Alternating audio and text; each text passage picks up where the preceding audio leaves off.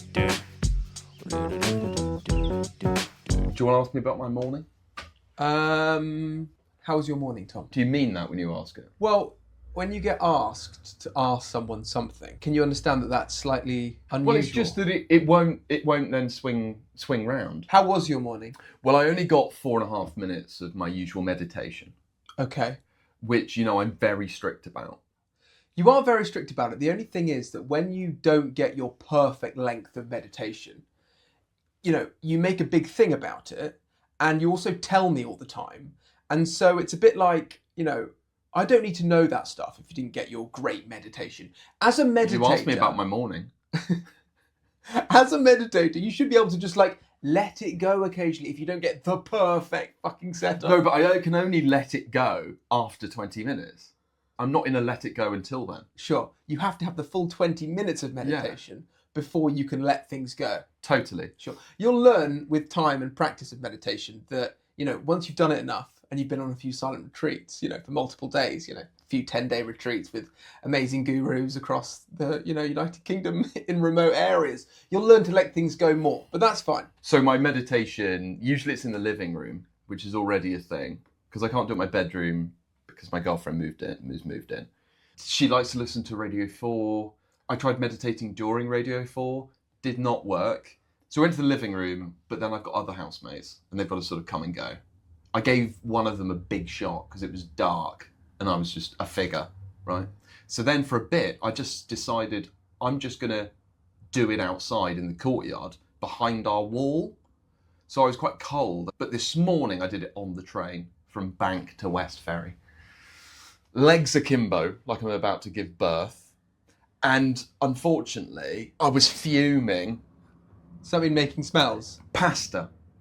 You had a smelly pasta last night. Well, she's away. I don't know if I can say it's like a 70s comedian, isn't it? Yeah. But she's away on conference at the moment. Okay. So I've been left to my own devices. Yeah. She's put a load of Chinese vegetables. Why Chinese vegetables? Well, it's Chinese food. It's Chinese associated vegetables. Right. Name me one Chinese... Okay, I don't want to go down a tangent of that, but right, let's stay on tangent of your meditation, because I'd love to talk to you about Chinese vegetables, but we'll be here all week, meandering around like one of those famous Trump weaves. I had far too much pasta last night. Well, this relates to another conversation we've had about balance, and you have no Yeah. balance, but that's fine. Full bag of penne. Right, that's gone down, right? Right. I put the penne in first, hob up, crackle. No water in there. Then water. We've got some great butter at the moment. It's utterly butterly and it's soft as hell. Right. Because what we had was butter that was hard. It was like a block of cheese. Right. You never want that, do you? No, You and then want it soft. I'd microwave to soften it and then it turns into an oil. I'm genuinely fascinated about the pasta, but I'd like to stay on track with meditation. I'm glad you're fascinated by all aspects of my life. You don't seem off the podcast. You seem like I'm a massive inconvenience for your life off the podcast. You are. I think meditating outside in the courtyard is not a great area to be meditating. It's cold, it's wet. There's a large ladder sort of in and amongst me. You're just meditating on a ladder. Essentially, yeah. Luckily, my partner meditates as well, so we meditate together. Nice. I did that for the first couple of weeks of our relationship, but then she stopped doing it. Sure. To a massive disadvantage in my life. Milk, cheese, talking about the pasta. Okay. So you had a whole bag of pasta? Yeah. Welcome to the podcast. Welcome to the podcast. So we're going to start with Tommy's topics. When you're making coffee at home, how do you make it? I use a Biletto metal machine. I don't think anyone will know it as that. I think people will know it as that metal thing, right? That screws at the bottom and steams up and is inconvenient. I like making fire, and I like a gas hob with flames, and there's a bit of danger to it, there's a bit of excitement. It takes me back to the Neanderthal times when we're hunter-gatherers. Your favourite topic. You read one book on it, and you love talking about us as cavemen. It's insane. When you say I read one book on it, what book was that? Johann Hari? Johann Hari. It was called Sapiens. Right. Sapiens. Right. Okay. Have you read other books about Neanderthals? I've read passages about Neanderthal times. I'm interested in hunter-gatherers times, Tom. Okay. Okay? Because that is where all of our behaviours come from. I know that you're not interested in anything historical or anything that's happened in the past. You just think about pasta, you know. My memory is quite poor, so I can't remember. I can remember last night, but anything else I can't really remember. Have you seen a doctor about that? So, yes, I'm definitely a flame, billetto, metal machine sort of coffee guy. How long is that all taking? 5-minute job? The opposite to this, of course, is very much in the name, instant coffee. For me, instant coffee is sacrilege. Sacrilege. I know I was about to say snobbish of you to dismiss it. Even if I was like on a desert island and there was a packet of instant coffee there, I'd probably avoid it. Well, you wouldn't. I would avoid it. Right, so there's no coffee on the island. Yeah. Except like a big box of, not sachets, glass jars of coffee, instant coffee. Nescafe. You're not having it? No. I'm not having it. I'm not having any of it. Count, by day 2, you'll want it. No, I'm not having it. I'm not touching it. I'm not playing with it. I'm not doing anything with it. I don't think you play with it. I'm literally leaving it out there. Sure. And I'm never touching it. Okay, well, whether that's factually true, we'll have to test it out. We'll have to test it out. My girlfriend's needs a good clean. And, this has been delegated to me. She needs a good clean. Well, yes, but that's a side point to this, which is it's the coffee machine. But this is different because it's sticker podded. Do you remember Grandma used to sticker pod it? Yes, I do. And I think they're absolutely fine.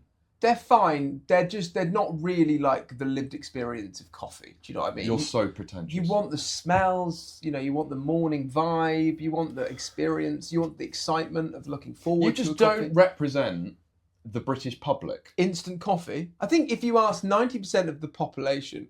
They're using a biletto. Why aren't you asking 100%, you might ask? I think 100. If you asked 100% of the population, I think 90%. So I have to ask everyone in the UK, 100% of the population. Yeah. It becomes a life goal of mine to reach everyone. Yeah. Knocking on doors. I think 90% of people will agree with me. Okay. That they want a proper coffee. Okay. I think they do, in a way. Who do you know who makes a really good cup of tea and who makes a bad one? Well, you make a terrible cup of tea, genuinely. And the reason is... That's mad. You spoon your tea for about an hour. You do this for literally... How many times... Be literal about... Because it's not an hour, is it? Okay. It's not an hour, no. You think it's a couple of minutes? I don't think it's as much as that. I think it's 45 seconds. You're pressing the tea bag. What features are not good about my tea? Because I think my tea is the best in the family. It is. Too strong. Far too strong. It's also always cold as well. I don't know what you do with it. Do you blow on it before you give it to me? I was taught to blow on tea before I give them to people. Just to cool down the tea. Okay, well look, I'll take some of this stuff on board. That would be good. That would be really good because I like to grow as a person. Yeah. I do. I don't think about myself constantly as the finished article. Oh wow. Because do you? No, I don't either. What? I think of myself as a work in progress all the time. And I always need work and growth and stuff. At the same time, I'm also happy with myself. I'm not sort of always thinking, okay, good. If you can believe it, I'm very happy with where I am right now. You might not be able to fathom that. No, I think that's lovely that you think you're happy. The way you've said that. No, that's lovely that you're happy with where you are at the moment. That's great, and I'm happy with where I am and where you are and where everything is at the moment. Mum makes a great cup of tea. Yeah. I don't know if it's changed, but like last year, she was sort of chain smoking teas. She'd just make tea, leave it, in an area of the house. Oh, I think it was just such a very cold house. She just needed to leave teas around to warm up the house in different ways. She never drank the teas. There were just always cups of full tea lingering around the house. Mums make a great tea. I think that's like inherent to mums. It's like if you've given birth, you acquire an amazing skill for it. I think people agree that there's no mums out there who make bad tea. I agree with you. Sure. Mums are the best at making tea. Our stepdad makes a terrible tea. He doesn't so much as make it as assemble ingredients and give them to you. Mm. I think it's water first. He gives you the hot water in the bag, but he'll also give you the milk at the same time. Sure. So he's just giving you a hot mug with a tea bag in. Yeah.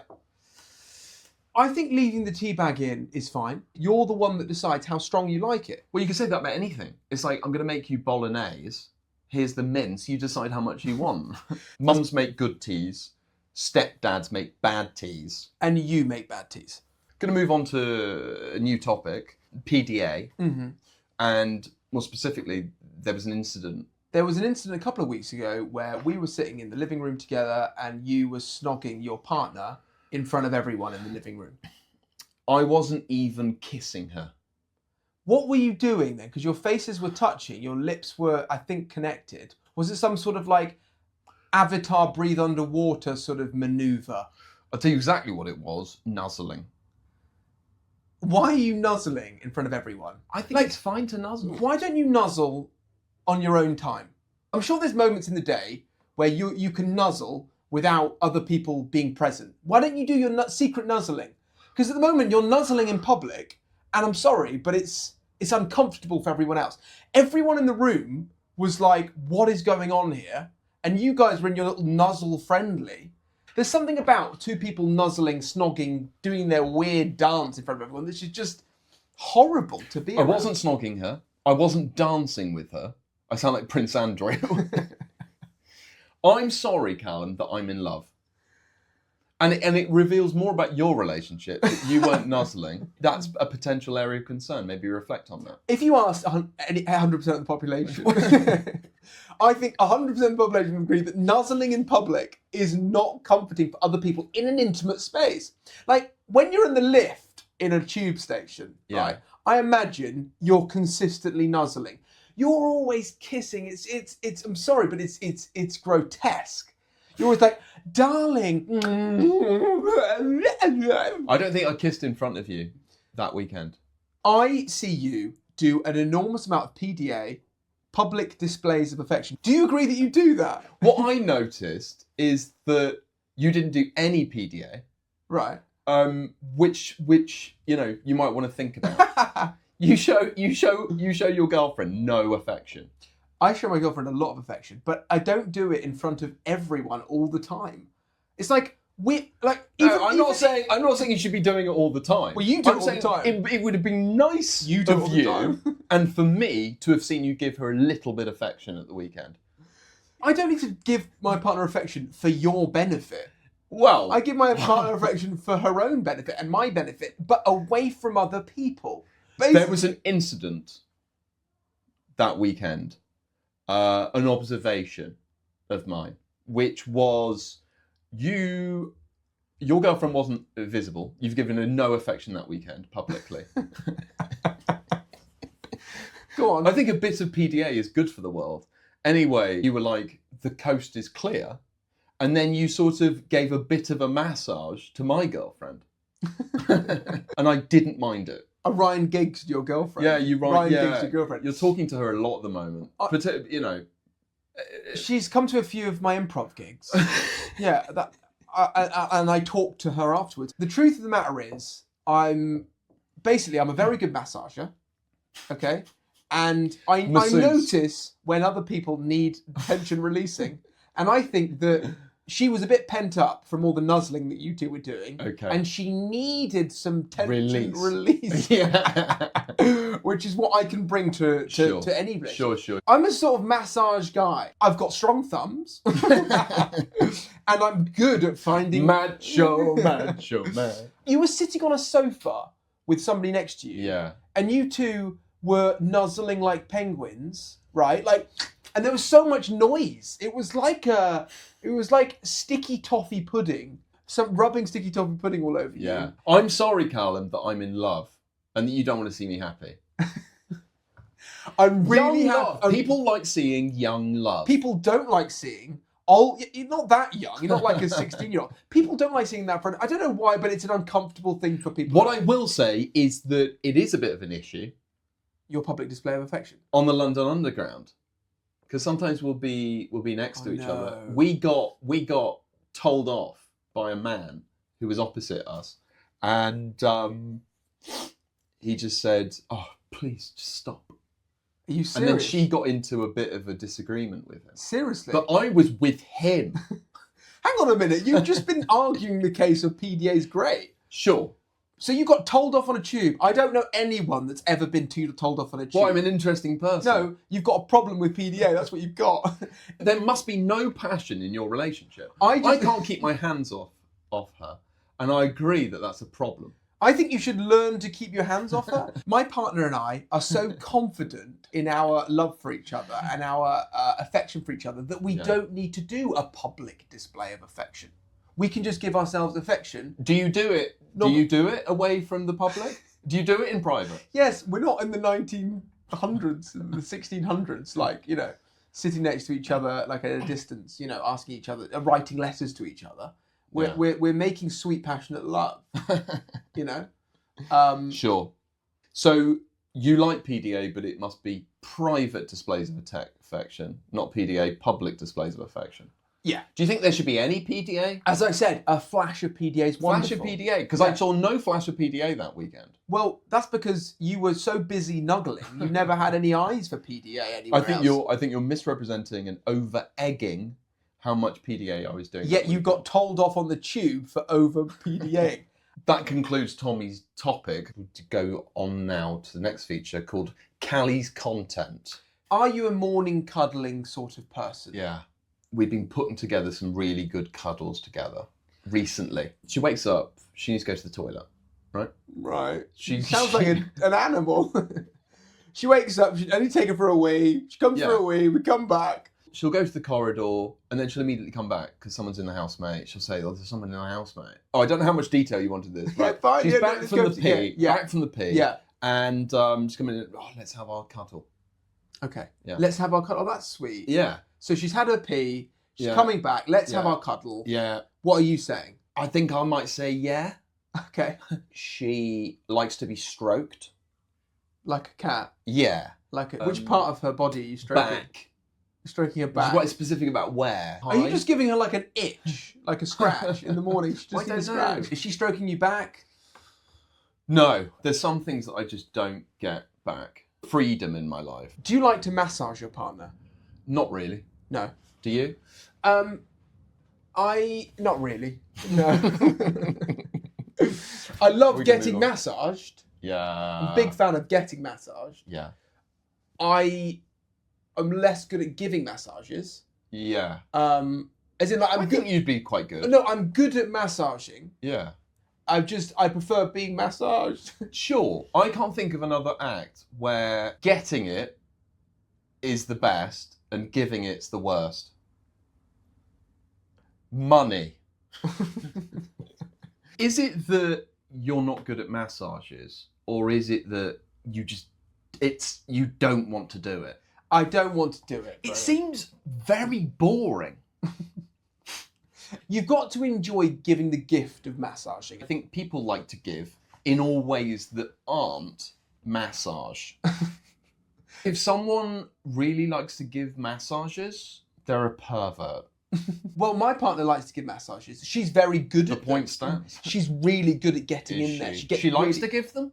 She loves giving them. Can you think of an activity that is more boring than giving a massage? Playing tennis on your own in a small jail cell without a racket and a ball. That is boring. I'm sorry, but that is boring. Girlfriend's away at the moment, and it's very much like Tom has to fend for himself. She's been away for about 12 hours. Okay. I'm struggling. I was so looking forward to her being away. I was like, I can do all these things. But immediately in this sort of existential angst, I'm straight to pasta on the first night. She said that there was some Chinese broth left. There was barely any. There was one bean sprout. The main wheels that had been come off the car. Call of Duty campaign. I was on it for like 2 hours last night. Okay. There was one particular bit that I just couldn't get through. I was trying to help Stacey leave this office block, which was being marshalled by anonymous Middle Eastern soldiers, a terrorist cell group. Call of Duty does this where it does peddle. Like, I was fighting Russians, now I'm fighting Middle East. I'm not saying it's causing global, but it's reinforcing. It's reinforcing. So I've got to get Stacey out of this thing, right? Now, I'm not with Stacey. I'm in a CCTV office, and you're waiting for the guards to go there, and then you get to click a button and tell her to move. You did this for 2 hours? Did you get Stacey out? Stacey was out, but she died about 15 times before she got out, so it kept restarting. Right. Did you spend 2 hours just trying to get Stacey out of a room? That was a part of the 2 hours. I enjoyed it. It was, you know, after a day with you, it's really nice to shoot people for 2 hours. There are some things that your girlfriend want backing up on in terms of a conversation. And often, you know, you'll have a different opinion to I them. know what you mean. And it's like, which ones do you let go? Which ones do you not? Sometimes you just have to do a bit of backing up just to get through the day. But on other occasions, you know, if I think something very differently... I didn't expect our podcast to be like 70s comedian, like cigars. Get through the day. Her mother-in-law. I didn't think we're these people, but turns out we are. There are trends. No, I think they'll probably say the same thing about us as well. Definitely. You know. Definitely. I think we can get away with it by saying there's anything about us. No, but they're thinking, you know, they probably think we're very stubborn about things or about, you know. I think we've got integrity. No, and sometimes you have to. I'm not just going to bow down. I'm just gonna, you know, I'm just gonna let this go. Yeah. But it's weird, man. I know what you mean. When you think so clearly about something, you've got, you know, it's like, you know, if they think that like killing kittens is okay, and you're like, I don't think killing kittens is okay. Yeah, exactly. Great example. What are you like in that situation? Do you let it go? Do you let it go? Do you let her kind of for the ease of the day? I think you probably just got to let it go. But depending on the day, if it's in the morning and you're about to start work, okay, and it's like 8 a.m. Yeah. Okay, and like she brings up that she likes kittens being dead. Yeah. Yeah. Don't get into a big argument. Don't get into it. Because then it'll take you into 9 o'clock. Sure. And there'll be a but big even on an empty Sunday, are you mentioning on an empty, you're on a long walk. You're in the Malvern Hills. Yeah. Okay. Yeah. You know, you've just had. You're about to have a lovely pub lunch. Yeah. You know, you're on a long walk. You've got your walking boots on. The birds are singing. You know, she says she wants to kill kittens. Yeah. Yeah. Yeah. Listen, I don't agree with that. No. I'm not having that. Kittens are lovely, sweet animals, and they shouldn't be killed innocently. If she's not winning an argument with a hammer, or she doesn't like wear cartoons, if she's losing an argument, right, she'll often say, "Can we not have this conversation right now because we're trying to enjoy." ... It could be anything. There's another thing. She kills argument. She kills argument. She knows it's not the time. It's not the time. Well, it's like we're doing. When would it not be 8 a.m. be the time? 8 a.m. before work. Yeah, no, but this is like 4 p.m. 4 p.m. Oh, no, sorry, it was 6 p.m. 6 p.m.'s fine. 4 p.m. is still sort of working territory. 6 p.m. Equally, Tom. You know, at 6 p.m. in the evening, when you're relaxing in the evening, you don't really want a big argument about, you know, if kittens should be murdered by hammers. When do you schedule your arguments for in the week? That's a very interesting one. Yeah. That's a very interesting one. I know you don't want any arguments. I completely get that. No. But there are some conversations, like I had to talk to her on a topic that was quite delicate for her. Okay. And I was sitting on it for a couple of days. When's going to be the right time? Sure. I did find the right time. Good. You've got to organically find the right time. Do you? You yourself find out the right time. Yeah. You might have to put a pin in something and think, right, I'll bring that up. We'll discuss that at a later time when it's the right time. Something might be too sensitive. You say that to them. You can say, listen, this is a really important conversation. You love giving advice. No, you're asking me. Well, I don't know. This is a really important conversation to have. Let's put a pin on it and bring it, and let's talk about it on the 14th of November. Yeah. Sometimes, Tom, the conversation has to be had in the moment. Okay? Yeah. You know, and you just got to go with it. We're on to our last feature, Tom. Do you remember when? Do you remember, Tom, when we were kids and we were at school? When it was our birthday, the headmistress of the school went to find you in the school and kissed you. I wasn't sure it was on the lips. It might have been on the cheek, but it was, looking back on it, it was slightly strange, wasn't it? Sure. In this new world. Getting kissed by your headmistress, whenever it was your birthday, you know, is slightly alarming. I think it is. And also, I was always really pleased that my birthday was in July, so that I never got kissed by her. Really? Sure. You genuinely... Yeah, I remember making that link at that time. Mine was in January, Yeah. And so I consistently got a kiss. Got kissed, yeah. Do you think she just really enjoyed kissing young children? She must have done. I don't think she's doing it because she didn't like it. What was she getting out of it? Do you know what I mean? Why was she doing it? Was it to like make a bond with the children? Do you think it was like for her mental well-being? Was it for her pleasure? Did you think that we liked it? I didn't like it. But you didn't want her to find out it was your birthday. You didn't know. And then sometimes someone else would be like, "Oh, headmistress," they said, "Did you know it's his birthday?" And then she's on to him. It was like kiss chase, right? With the headmistress. With the headmistress. 60-year-old headmistress. And it would just be... With 300 children. And also, she would have direct access to our birthdays because you signed up to school. Yeah. You know when your birthday is. She's got the information. Right? So she's got an advantage here. Sometimes she'd be like hiding in the cupboard and you walk past like... Exactly, she did do that. No, She genuinely, did. sometimes she'd hide. She would hide, She wouldn't would hide, and then she'd wait for you unsuspecting. She'd sort of grab your head, right? And then she's really in there. And then she's like... Do you know what I mean? She used to do that. Did she? Yeah, I can't remember how deep the kisses were. Were they really that deep? It wasn't inside the body. No, but it seems pretty sort of... But she'd embarrass you. Yeah. Yeah. Part of me thinks, you know, it's slightly on the border of... You'd have consent there. You know? No, I don't even think like part of me thinks part of that. I think like it was wrong. I agree with you. Kind of fun.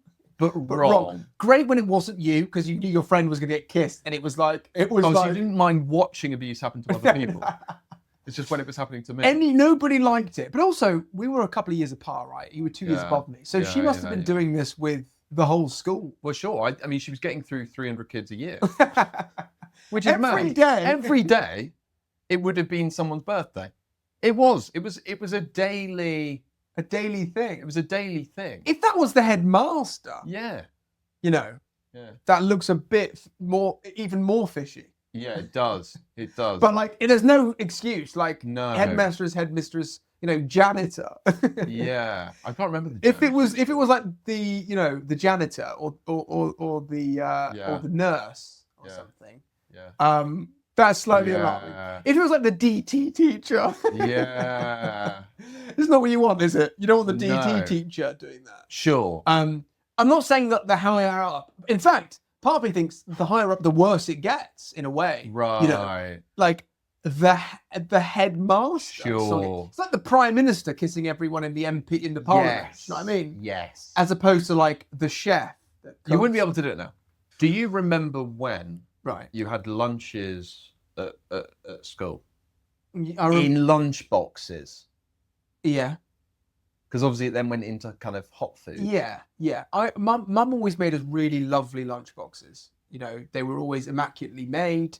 You know, the lunchbox was never smelly from the night before. Brown seeded sandwiches cut in half, sometimes in quarters, peanut butter, crunchy. Yeah. Jaffa cakes in a 4-pack. Mum would always clean the lunchboxes very consciously and carefully for the next day as well. You know, you're never opening up and having the whiff of yesterday's tuna bake. No. You know, but sometimes one of your friends with a very smelly lunchbox, and you don't want a smelly lunchbox. I think it's inevitable, weirdly, that all lunchboxes smell bad that night or in the morning, no matter what the food is. You can always smell that there was lunch in that. You can. You scrunch up the tinfoil, you put it back. We also had Froobs. Froobs and wagon wheels. The wagon wheel had a wonderful marshmallowy centre. I think you may be mistaken. Wagon Wheel is a company who should never have been as successful as they have been. It's a really poor... It's poor quality chocolate. Really poor quality... I would agree with you. Anything. I would agree with you. And yet, they were a staple of lunchboxes. They were. I remember the Clayton's lunchboxes. Yeah. You know, I just remember their sandwiches being more seedy, more brown. Sure. More healthier. More healthy. A lot of people had the raisins. Packet of raisins. The raisins, and then your fingers getting in there. I wasn't a packet of raisins sort of guy. No. They weren't what you wanted, were they? Those gammy little raisins in the red box. Yeah. There was sometimes a packet of crisps. So wheat crunchies or something. Loved a wheat crunchy. So these were the good lunch boxes. Quavers. The bad lunch boxes. Quavers was okay. I'm not a Monster massive fan. Well, that brings on to the bad lunch boxes. It would be largely Monster Munch based. Smelly. Well, there was sometimes loose knickknacks in and around lunchbox. can of Dr. Pepper. Yeah. But so we were very lucky to have a lot of seed-based lunch boxes with the bread. Well, I've enjoyed that, Tom. Likewise. Thanks for listening. Thank you for listening. Subscribe to the YouTube channel. And if you really enjoyed it, you can support us on Patreon, where you will receive bonus content, another episode, and just bonus clips. £3 a month. How much is £3 divided by 30 days?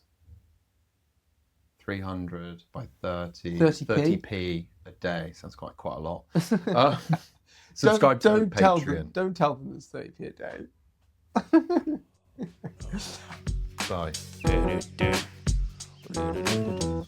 Bye.